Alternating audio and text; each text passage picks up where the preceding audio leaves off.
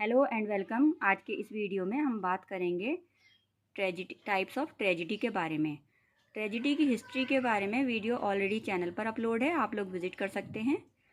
तो ये वीडियो है टाइप्स ऑफ ट्रेजिडी के बारे में। तो देखते हैं कि ट्रेजिडी का क्लासिफिकेशन जो है वो दो बेसिस पर किया जा सकता है, with reference to its form और स्ट्रक्चर, यानी कि फॉर्म और या फिर स्ट्रक्चर के बेसिस पर, और दूसरा है with reference to its matter और थीम, यानी कि इसका मैटर या थीम क्या है, इस बेसिस पर भी ट्रेजिडी के कई प्रकार निकल के आते हैं, कई तरीके से उसे क्लासिफाई किया जा सकता है।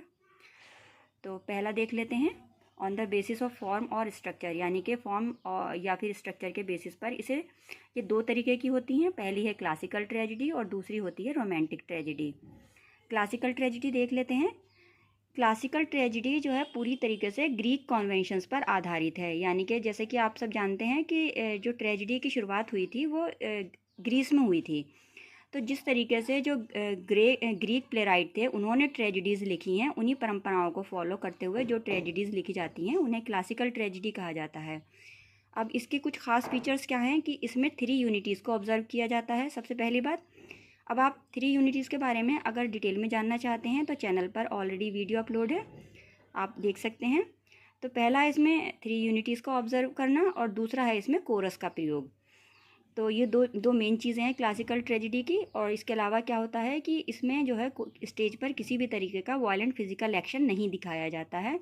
एक चीज़ और कि गॉड की पावर को दिखाने के लिए इसमें लेंदी मॉरल रिफ्लेक्शन होते हैं, प्रीचिंग होती है। तो ये 3-4 चीज़ें हैं जो कि क्लासिकल ट्रेजिडी की मेन फीचर्स हैं। इसके एग्जाम्पल के तौर पर हम एस्किलस, सोफोक्लिस, यूरिपिडीज की ट्रेजिडीज़ को देख सकते हैं।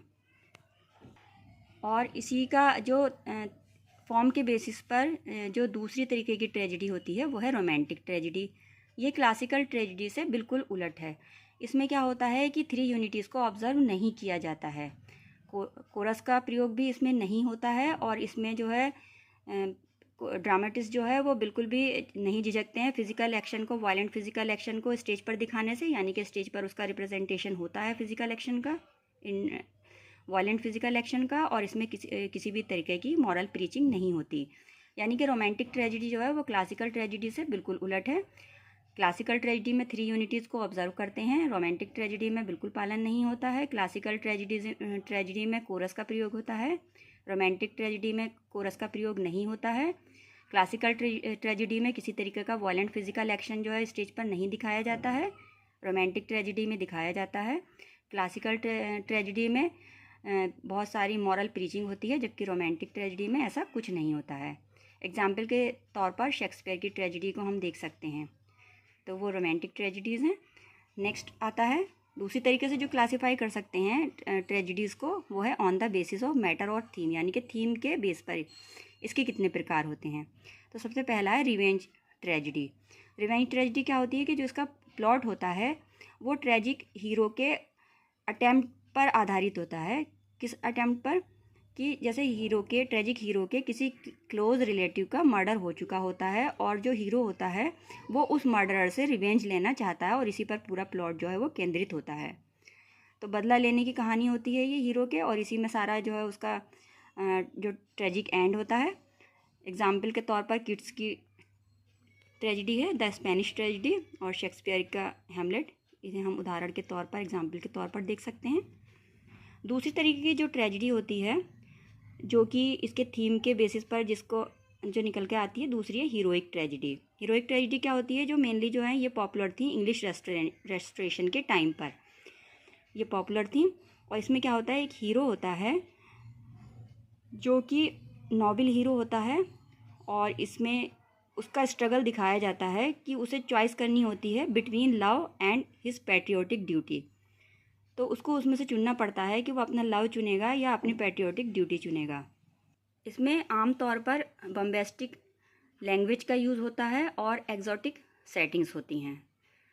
तो ये हीरोइक ट्रेजिडी होती है, और जो जॉन ड्राइडन की जो ट्रेजिडीज़ हैं वो मेनली हीरोइक ट्रेजिडीज़ हैं। तीसरी तरीके की जो ट्रेजिडी है वो है डोमेस्टिक ट्रेजिडी। इसमें क्या होता है, ये प्ले जो है टिपिकली मिडिल क्लास या लोअर मिडिल क्लास के बारे में होता है, और उनकी डोमेस्टिक लाइफ के बारे में, उनके पर्सनल रिलेशंस के बारे में होता है और उनके जो डोमेस्टिक स्फेयर है उस पर फोकस करता है। तो इसके एग्जाम्पल के तौर पर हेवुड की a women killed with kindness को हम ले सकते हैं। नेक्स्ट है शी ट्रेजिडी। इसको पैथेटिक ट्रेजिडी के नाम से भी जाना जाता है। तो शी ट्रेजिडी ये जो टर्म था ये सबसे पहले किसने दिया था? निकोलस रोव ने। निकोलस रोव ने ये टर्म दिया था। और ये जो शी ट्रेजिडी हैं ये होती हैं एक ऐसी, मतलब एक वुमेन के सफरिंग के बारे में ये ट्रेजिडी होती हैं। और इसके एग्जाम्पल के तौर पर ये थॉमस ऑटवे की द ऑर्फिन है और निकोलस रोव की द फेयर पेनिटेंट। तो आई होप आपको ये ट्रेजिडी किस किस तरीके से क्लासीफाई की गई हैं और कितने प्रकार की ये ट्रेजिडी होती हैं ये आपको क्लियर हो गया होगा। वीडियो आपके लिए हेल्पफुल रहेगी, आई होप दिस। और वीडियो पसंद आया हो तो वीडियो को लाइक और चैनल को सब्सक्राइब करके जाइएगा। वीडियो को शेयर ज़रूर कीजिएगा। Thanks for watching.